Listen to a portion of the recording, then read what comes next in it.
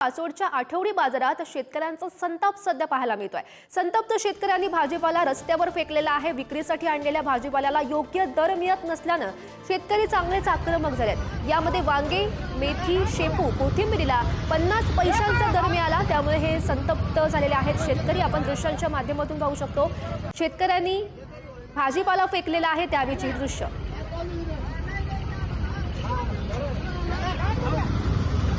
पाचोडच्या आठवडी बाजारातली ही दृश्य शेतकऱ्यांनी संताप व्यक्त केला। संतप्त शेतकऱ्यांनी भाजीपाला सुद्धा रस्त्यावर फेकलेला आहे आणि ती दृश्य आपण पाहतोय।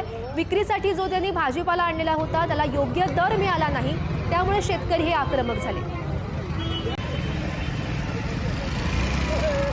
वांगे काऊन फेकून देते तुम्ही? आता भावच नाही तर काय करता? त्यामध्ये 1 रुपयाला बी घ्या तयार त्याला 50ला दून म्हणलं तरी घेत नाही। मग त्याचं काय फायदा का? अरे 1 करोड त्याचं औषध घ्यायचं म्हणलं तर त्यात 300 रुपयाचा खर्च येतोय, त्याला 1700-1800 रुपयाला खर्चाची गुन्ही झाली आणि आमची मेहनत, आमचं पाणी, पाण्याचा खर्च सुद्धा नाही झाली ना।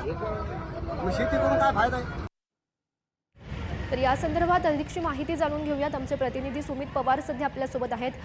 सुमित, आपण दृश्यांच्या माध्यमातून काहीसं पाहू शकतो, या शेतकऱ्यांनी जो भाजीपाला आणलेला होता तो रस्त्यावर फेकलेला आहे। योग्य दर मिळत नसल्याने शेतकरी सध्या आक्रमक झाले। काय त्यांचं नेमकं म्हणणं आहे? गौरी, छत्रपती संभाजीनगरच्या पाचोड आठवडी बाजारामध्ये विक्रीसाठी आणलेल्या भाजीपाल्याला योग्य दर मिळत नसल्यामुळे संतप्त झालेल्या शेतकऱ्यांनी हा भाजीपाला रस्त्यावर फेकण्याची वेळ शेतकऱ्यांवर आलेली आहे। शेतकऱ्यांनी फक्त एकच अपेक्षेने बाजारात दाखल होतं की भाजीपाल्यांना चांगले दर मिळावे।